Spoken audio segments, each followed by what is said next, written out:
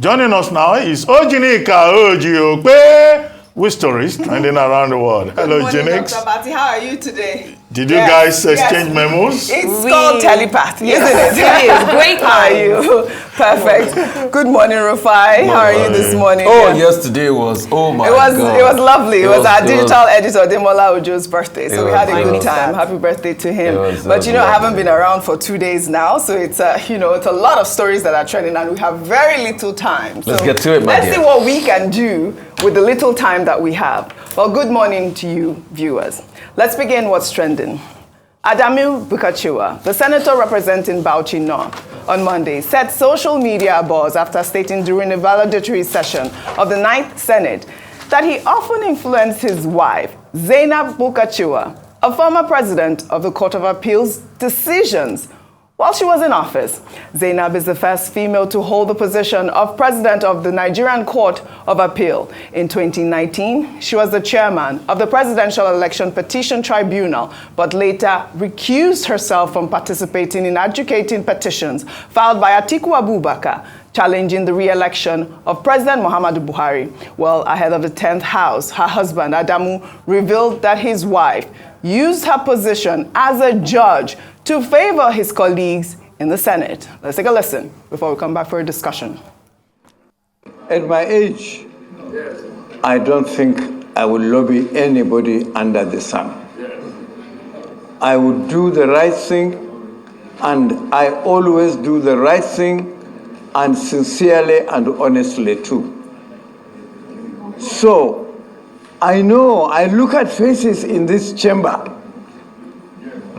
whom have come to me and sought for my help when my wife was the president of the Court of Appeal. And I'm sure I'm... the single Senator Adamu Muhammadu Bulkachuwa, I think I would advise that you just round up and take your seat. Name any names. We know ourselves. I must say that, okay, to round up, since that's what you want me to do, I will do that. And I must thank particularly my wife, whose freedom and independence I encroached upon while she was in office. And she has been very tolerant and accepted my encroachment and extended her help to my colleagues. Distinguished, please, I don't think this is a good idea going this direction. It's not a good idea. It's not a good idea. It's a good idea. Cracking up. Not a good idea. Hold on, let us take more reactions to this story. It's a very good idea. God catch them. God catch them. Well, a former president of the Nigerian Bar Association, Olisa Agbakoba, has faulted the senator's comment, stating that the comment was a monumental disgrace for the judiciary institutions and that he deserves to be taken up immediately by the authorities and that he has lost 3 cases presided over by Bulkachuwa. And so the senator's comment seems to suggest why, calling it a blight on his confidence. Well, let me take a reaction. This one is from Chidi. He wrote, Adamu Bulkachuwa so loved his wife that he had to take to the floor of the Senate to announce that she was a corrupt judge. Well, all right. In the same vein, a senator representing Imo West, Rochas Okorocha, during the valedictory session, said that the return of former Senate President Lawan to the upper legislative chamber remains a mystery. Well, in a video that has now gone viral, Rochas asked Lawan to teach him how he returned to the Senate after losing the presidential ticket of the All Progressives Congress. Let's take a look. Again, we shall all stand to say Nigeria is a great country. And to those of you, our colleagues, including you, Mr. Senate President, you know you're a very smart politician. How you came back is yet another political book to discuss. Sorry? How you came back is another chapter in our political history. How I came back from where? How you return to the Senate as a senator will open another chapter of great discussion in our political book. Because I was there in the field with you running for president. I never knew how you were able to meander and return and leaving some of us. Next time, you must teach me how to do that. It was a treacherous journey because we had to go through the courts. I didn't even appeal. All right, confession for confession. What can we do here? I would start with Bulkachuwa about his wife. What do you make of that story, really? Oji, I'm very happy this is happening. What a great time to be alive. God is a Nigerian. You can see what's happening underneath. Yeah. Sort of a very damning cover. If we're a sane country that truly wants to fight corruption, by now the authorities should be calling him to expatiate more on those colleagues that were helped. He can do it to get away with it, but what about others that their wives are not judges? Must we all go and marry judges now because we want to get something? And I'm happy Okorocha also raised that case of the Senate. Even the incumbent Senate president, didn't the case go to court? Didn't the incumbent Senate president run for presidency? And we know how the case went through courts. You see, Nigeria has become a theater of the absurd. Overnight, when some people love you, you have done no wrong. But the moment you are at loggerheads with them, they would use everything to fight you. All of a sudden, Nigerians act like we don't see what happens. We don't see what happened in the process. All of a sudden, we have forgotten. But you see, like Okorocha said, that would be another political booklet to be opened. It will be on record the role our courts played. And we keep seeing all of that. But you see, I keep saying something, Oji. It is righteousness that we exalt a nation. And we are seeing them confess their sins out. Absolutely. Until we build in Nigeria, currently, like they say on social media, they play. They play. Olisa Agbakoba described it as a monumental disgrace. He wants the senator to be arrested. Dr. Abati. Okay, what is my response to this?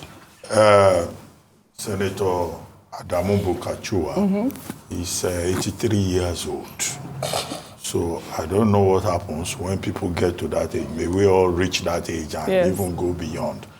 Otherwise, I don't understand why a man will publicly throw his wife under the bus like that.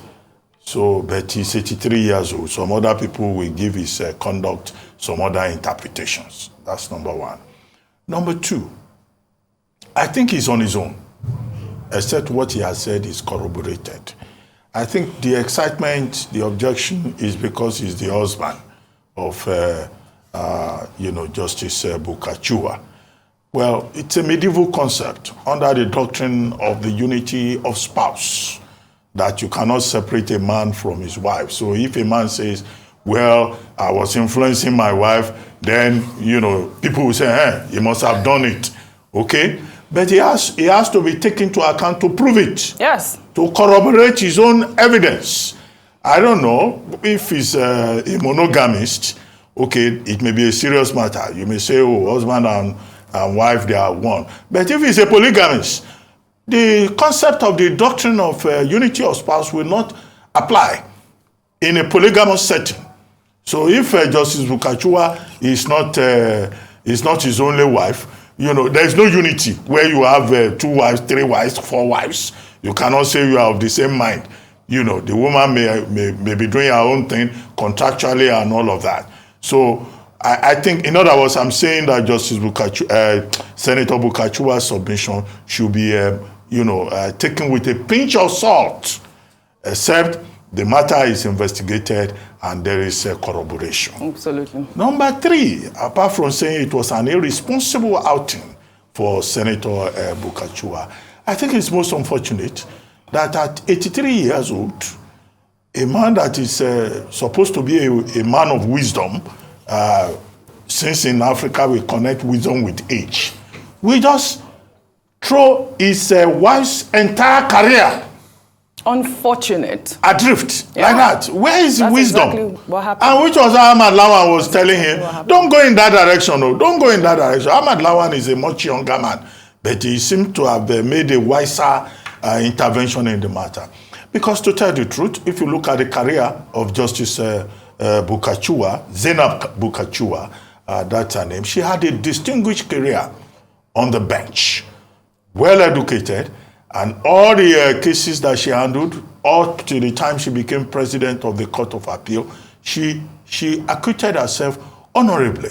When it appeared in the 2019 case, Presidential Election Petition Tribunal case, that people were saying, oh, she had collected 6 billion. She came out openly and said, look, I will stand down from this case. Not because I will not do justice. So the allegation, she said, had nothing to do, because she was clear in her mind that she would deliver justice as due. But because doubt had been raised, she honorably decided to step aside.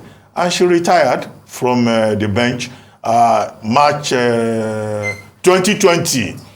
Okay? And she had a great, departure as the first female Nigerian to be president of the Court of Appeal of Nigeria.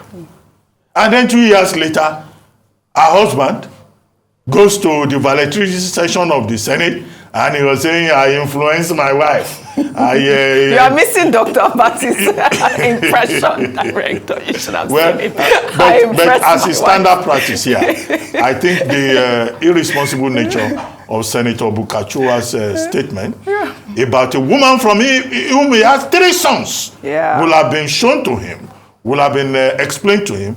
But standard Nigerian behavior, he will come now, he will say, oh, he was quoted out of context. Or he will say, that those who recorded him misrepresented him. Our prayer in this country, may our daughters not meet some of these men who will come and turn your career upside down. Amen. With careless talk. Amen. And he owes his wife an apology. He owes us an explanation. Yes. And those who have been saying that his allegations should be further investigated should go ahead and do so. Right. But he's on his own in this matter. All right. All right. My next story, you did have CEO of Air Peace Airlines, Alan just now. So I'll breeze through this story, Ayo, and then you make a quick comment before we take our final story. Several allegations made by the former Minister of Aviation, Hadi Sirika, on Sunday, while responding to the controversy surrounding Nigeria Air, have generated reactions from a cross-section of Nigerians. Sirika made the allegations on This Day Live. One out of the allegations was that the chairman of the House Committee on Aviation, Nolim Naji, asked for 5% shares of Nigeria Air to be given to him in an attempt to discredit Naji's earlier assertion that Nigeria Air is a fraud. Sirika stated that he had rejected Naji's request because the bidding process for Nigeria Air at the time was over, but that the 5% held by the federal government will eventually go to the market and that he could present his bid at the time. I think I need to respond to my friend who said it was a fraud. Right Honorable Nalim, the former chairman of House Committee on Aviation. What I said to him in private, I will say it now. He asked me, just to give him some comfort, he asked me to please indulge him and give him 5% of the airline. That 5%, what I told him in private is that it belongs to the owners. And I believe they'll still be willing to offer him if you have the money. So it is not me giving it. I didn't get involved. It was bidding process. And I'm very sure that they will have reserved 5% for him and his people according to him. So he should approach them to get his 5% that he needed.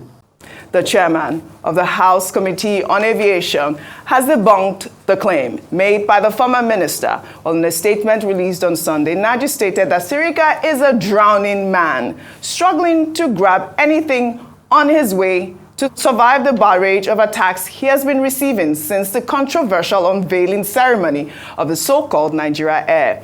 Nolim added that it is not strange that Sirika came up with the scrupulous allegations against him because he had remained consistent in demanding that the minister followed due process. Well, let me take a tweet. This is from Joseph. He wrote, "This is the trite culture of corruption in Nigeria. Throw counter accusation at your accuser. I think an independent investigation needs to be carried out on the Nigeria Air project. Was the Association of Airline Owners of Nigeria, who opposed the project, also seeking 5%? Well, the minister has come under fire for admitting during the interview that the aircraft brought into Nigeria was a chartered Ethiopian aircraft, when in actual fact, he previously claimed during a report with Channels TV that 3 aircrafts were purchased by Nigeria Air and that 1 out of the 3 purchased would arrive the country ahead of the said unveiling ceremony. Friday, in 2 days, the Nigeria airplane will land in Nigeria, part of the processes to commence the operation. We will on that day unveil this aircraft with delivery and everything in Nigeria's colors, belong to Nigeria Air, and we will proceed to go and do the retrofit and bring back those airplanes. All right, did you hear him say that the airline was belonging to Nigeria Air? This was on Friday that he made that comment. I mean, I think 2 days before May 26th, the unveiling ceremony. And previously he had claimed that, you know, it was going to be Nigerian aircraft that would arrive Nigeria. So what really happened here? I mean... Well, you know, Oji, a number of questions after the interview with Mr. Alan Onyema. By the way, I would encourage you to watch it because it raised so many things that are quite disheartening, some of them quite shocking, or maybe not too surprising because we understand the way these things play out. But another question I want to ask is that what part of the interview with Senator Hadi Sirika was true? Because first of all, we found out that the aircraft, he had promised that it was going to be Nigerian Air, and he said, no, it was just an unveiling. You know, we took it out of context. Second, Honorable Nolly has come out to say that he didn't ask for the 5% right of reply. Today, Mr. Alan Onyema debunked a number of claims that he had made. But one of the things I'll just highlight from that interview is this, and that is the fact that why would the Minister of Aviation set out to discredit an industry that he was supposed to be protecting and investing in? Why are our chief marketers not looking forward to bringing out the best out of the aviation industry and seeing the potential? It seemed like an attack on not just Air Peace and his person, but on the local aviation industry. You are the Minister of Aviation. Your job, your task is to ensure that the industry works and you grow the industry. But unfortunately, what has happened again and again with the former aviation minister is that he discredits the industry. I do think, as has been recommended, that an independent investigation is carried out. And perhaps there should be a suspension on Nigeria. I mean, also, there are some people that have called for the investigation. I believe Code also called for the investigation. I think the real question here is, who are these shareholders? Who are these people that Hadi Sirika has said had invested in this Nigeria airline? I wish we had a little time. I wanted to announce Hilda Bachi's Guinness World Record win, but I hope we can discuss that tomorrow. Well, thank you all for a great analysis, as always, on What's Trending. Well, that's all I have for you on What's Trending today. I'll see you all tomorrow.